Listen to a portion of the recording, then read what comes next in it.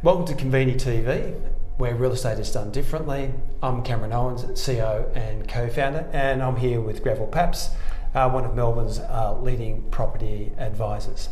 Grev, would welcome your thoughts on what's happening in property management on a national basis. Any sort of trends, insights you can share with us today?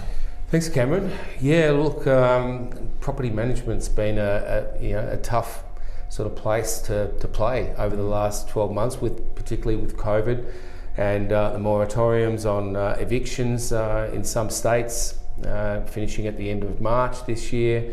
There's been a lot of people that were out living away from home. Their sons and daughters are coming back to live with mum and dad, and you've got the Airbnb situation. So a lot of people, investors, were using Airbnb, and that market now, the international tourists has disappeared, and so we're finding that those short-term stays, landlords are now converting them to try and into permanent stays, and so that's added to the supply of rental accommodation, which is, last year particularly, that had dire effects, around Australia on rents, vacancy rates. Yeah. But look, pleasingly, this year we've started to see, particularly houses, good houses are renting, very well, very strong at the moment. Yeah. We're still struggling with some of the inner city apartments, and particularly in Docklands and South Bank and the CBD, and in some suburban areas where there's a high percentage of apartments. So areas like West Melbourne, for example, Footscray, Broadmeadows, Clayton, Preston, where you have a high proliferation of high density apartments in those particular suburbs. We're seeing high vacancy rates there. But I suppose some of the there's been some legislative changes, Cameron, in some of the states. And in fact, in Victoria, there's 130 changes to the tenancy legislation, there are big changes. But I think overall they're relatively positive, and I think landlords now can no longer get away with not maintaining their properties, so they have to spend money on things like heating, cooling.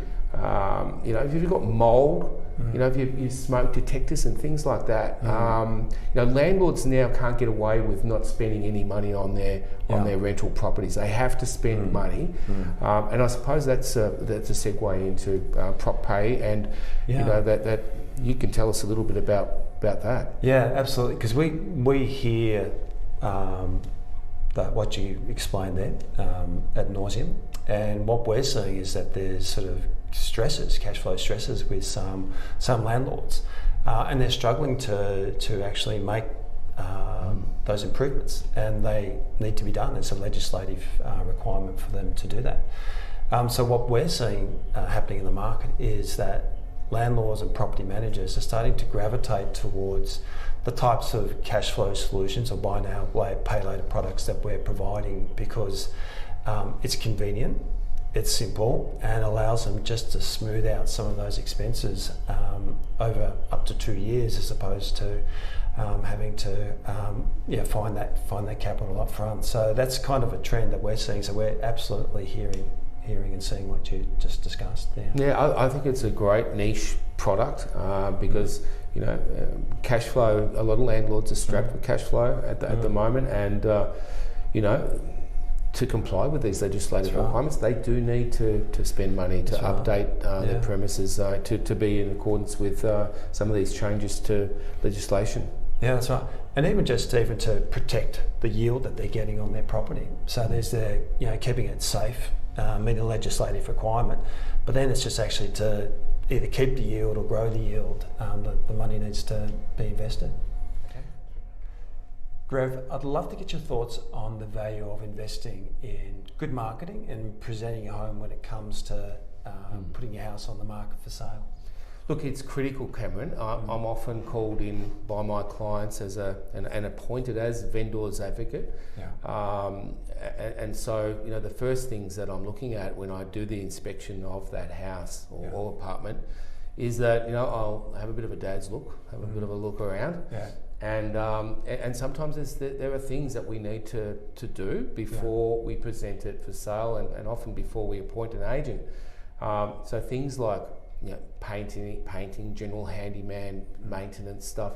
Quite often it's carpets that need to be replaced. Sometimes it's light fittings that need to be updated, or door handles and kitchen, bathroom, you know, fixtures. You know, really important, and it can make a huge difference. And sometimes it's $5,000, but sometimes it might be 10 or 15 or 20,000. Sometimes more. Yeah. But it's very important to get the house or the apartment presented, you know, well, so that when somebody comes through, it's going to attract a lot of interest. Yeah. And do you invest? I guess you'd be telling your vendors to invest in styling and staging as well. Look, almost every time, you know, we work with a number of stylists particularly in Melbourne, and like it just makes a huge difference. Right. Sometimes only for a few $100s. Look, sometimes the landlords, you know, the vendors, I should say, they have a lot of them have great taste. They've already got good furniture, but sometimes it's about supplementing what they already have with some nice pillows, or some nice light fittings, or some nice paintings. Yeah. And sometimes they're asset rich, but they're income poor. And sometimes they can't afford to spend that money to present the house the way that it should be. And so the product that you have, Cam, I think can really help a lot of those landlords. Yeah, that's what we see. We see very much in the markets that we operate is that sometimes either vendors are choosing to use our ad fund product, which is essentially a buy now, pay later product when it comes to the marketing of your property, as a more convenient way to do it. And sometimes, as you described, some of the vendors that we support, they might be asset rich but cash poor, and it's a more convenient way to make those commitments come true. And you can't, buyers aren't stupid, right? They can sniff if something's been done cheaply. And you have to not only present it, but you have to market it. Yeah. You have to market the property well, and you can't. There's no shortcuts for that. Yeah. And that does cost money. You've got to have a nice big 6 by 8 foot board, up on the front of the property. You've got to have good photography. You've got to invest in photography. You've got to have. REA is not cheap to advertise and put but all the eyeballs are on realestate.com and Domain. So you have to invest money on advertising in those. You can't skimp that, right? You can't sell a secret. So you have to spend that money, and this is something else that Convini can offer.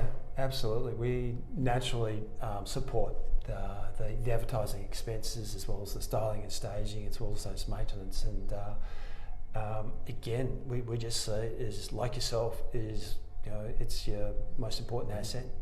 Why be cheap on marketing it and presenting it? It's super important, and our products can absolutely be a more convenient way to pay for those sorts of expenses. Quite often I see a 1-to-3 ratio, Cam. You spend. I've seen people spend $100,000, and they've got $300,000 back when they sell. Yeah. So it is important. It does work, and it helps sell houses and apartments. Yeah, that's so true. We more recently supported a fantastic vendor down in Mid-Zone, asset rich, cash poor. They invested a good amount of money in the presentation, in particular, making the place look far more presentable than it otherwise would. And they got in excess of $150,000 more than they would have if the house had been presented in its original state. Good on you, Cam. Thank you, Greg. Thank you. Cheers. Cheers.